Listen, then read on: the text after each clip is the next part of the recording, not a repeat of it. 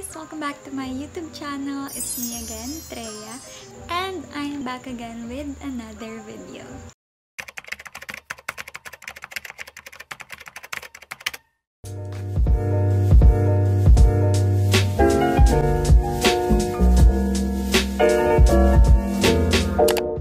So for today's video, I'm going to make another tutorial para sa mga small business owner out there. Ang dami ko nare-receive ng mga questions about this video, kung paano siya gawin, and ang dami ding mga nagre-request, of course, na gumawa nga ako ng tutorial or ng video kung paano ko siya ginagawa. And as you can see from the title, today, gagawa ka ng tutorial on how to print Shopee Waybill using a normal printer, or yung printer na makikita lang natin sa mga computer shops, sa bahay natin, yung normal printer talaga siya, yung hindi siya thermal printer.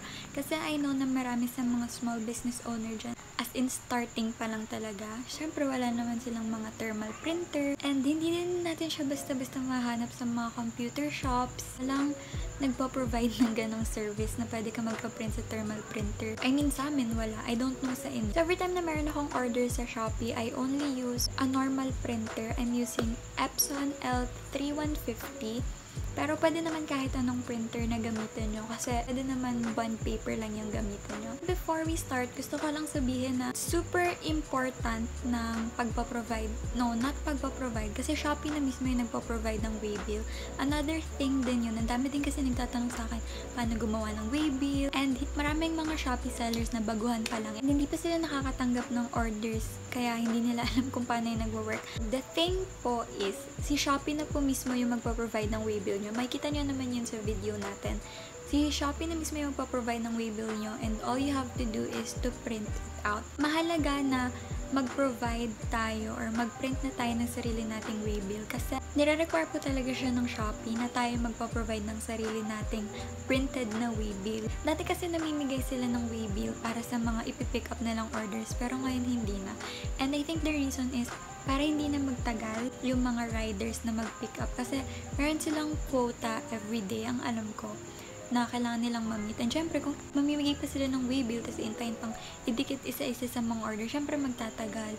May tendency na hindi nila ma-meet yung quota nila na kailangan for the whole day, kasi nga, ang tagal sa kada pick-up na naka-assign sa kanila, kung intayin pa nila magdikit yung seller, lalo na kung marami yung order na pipick upin. At least kapag meron ng Waybill yung parcel nyo na ipapapick up, kukuha na lang ni rider, and then alis na siya, pwede na siyang pumunta sa sunod niyang pick up destination.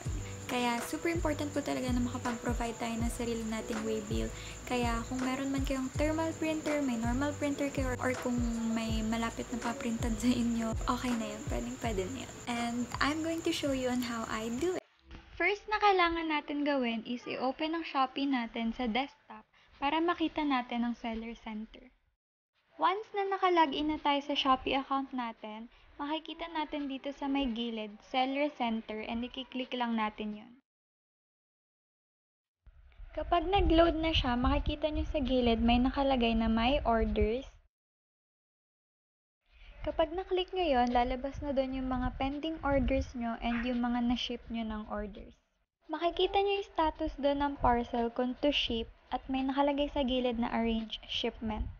Then, pipili kayo kung ida-drop off nyo or kung mag-a-arrange kayo ng pick-up para sa parcel nyo. So, sa akin ang pinili ko is I will arrange pick-up. Tapos, click nyo lang yung confirm kapag nakapili na kayo. Lalabas naman ngayon yung mga available dates for pick-up tsaka yung pick-up address nyo. And just click confirm. As you can see, it says applying for tracking number. Pag lumabas na yung tracking number nyo, okay na yon, and lalabas na doon yung print Waybill. Click lang natin yon, and then lalabas na yung Waybill natin. Right-click natin siya, tapos click natin yung Save As. Isi-save lang natin siya sa kahit anong folder. Save as type ay PDF file. Then, magda-download na siya. After that, mag-open tayo ng new tab at mag-search ng PDF to JPG. I-click natin yung pdf to jpg.net. Once mag-open siya, click nyo yung choose a PDF file, tapos piliin natin yung file natin, and then click convert PDF to JPG. Once na ma-convert natin, makikita natin sa gilid, merong download.